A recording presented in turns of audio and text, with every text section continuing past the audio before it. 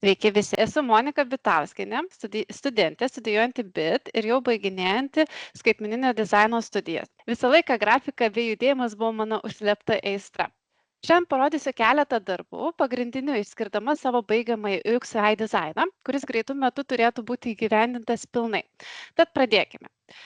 Štai čia matote keletą pavyzdžių iš grafinio dizaino, taip pat apačioje mano portfolio nuoroda, kurią pristatymo pabaigoje klijuosiu ir susirašinėjime.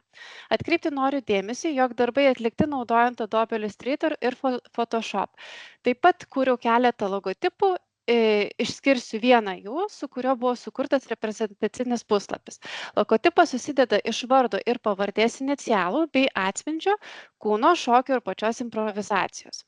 Buvo atliktas tyrimas. Pasirinkta tikslinė auditorija 4–8 metų amžiaus vaikai, paaugliai ir suaugę, kurių amžius mums nebuvo aktualus. Taip pat lytis nebuvo irgi aktuali. Buvo pasirinktas anketavimas su atvirais klausimais. Viso pasirinkta 20 klientų, iš kurių dėja sulaukėme tik 10 atsakymų. Pagal tyrimą buvo sukurtos 2 personos. Viena jų vidutinio amžiaus moteris, kuri tikisi rasti patikimą ir įkvepiantį šokio improvizacijos puslapį, kuris padėtų tobulinti jos įgūdžius ir leistų susipažinti su bendraminčiais, pateiktų daugiau informacijos trumpų įvedimų į judesį. Kita mama svetainėje norėtų, kad būtų reikalinga informacija apie užsiėmimus, grafiką, mokytus, renginius, registracija internetu būtų, atsiliepimai, atgalinis ryšys. Moodboardas buvo kūriamas pagal seną užsakovo logotipą, kadangi brandingo neturėjome. Buvo žaista su spalvomis, tačiau pasirinktos 2 pagal personas pasitikėjimą ir profesionalumą reprezentuojančios spalvos. Ir įsivaizduokime, jog esame tėvelis, nesvarbu mama ar tėtis, kuris ieško užsiėmimo savo 4–8 metų amžiaus vaikui ar vaikams. Tad keliamės į prototipavimą. Kaip matote, svetainė yra funkcionali. Navigacijoje matome visas reikalingas nuorodas, kuriamis galima pasiekti esamus poreikius. Keliaujant žemyn svetainę, čia taip pat galima keliauti tiesiai į norimas nuorodas. Pagal personą sudėjome pačiame pirmame puslapyje visas reikalingas taip pat nuorodas, ką norėtų greičiau pasiekti. Čia užsiėmimai yra, taip pat naujienų sekcija, kur galima rasti blogą, renginius.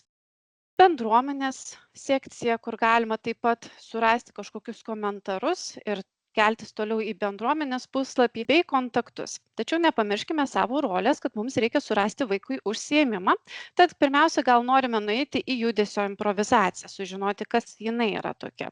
Čia matote ganėtinai daug turinio, kurį sutalpinau kiek įmanoma kokybiškiau, kad jisai nebūtų per daug sudėtingai paskleistas. Galime iš karto registruotis, o gal tiesiog paskaitome apie mokytoją. Pasiskaitę apie mokytoją taip pat galime iš karto registruotis, jeigu labai norime, bet gal nueikime į grupinius užsiėmimus vaikams, nes mums reikia susirasti 4–8 metų amžiaus tarpsnį. Čia taip pat yra sudėti mūsų aprašymai, kad vėlgi mums labai nebūtų didelės informacijos pačiame puslapyje, kad galėtumėm tiesiog pasižiūrėti, kiek kainuoja ir visa kita. Išsirenkame užsiėmimą ir spaudžiame mygtuką registruotis. Suvedę reikiamą informaciją, siunčiame žinutę ir žinutė mūsų yra išsiųsta. Irgi ačiū už dėmesį ir linkiu įdomių kitų pristatymų.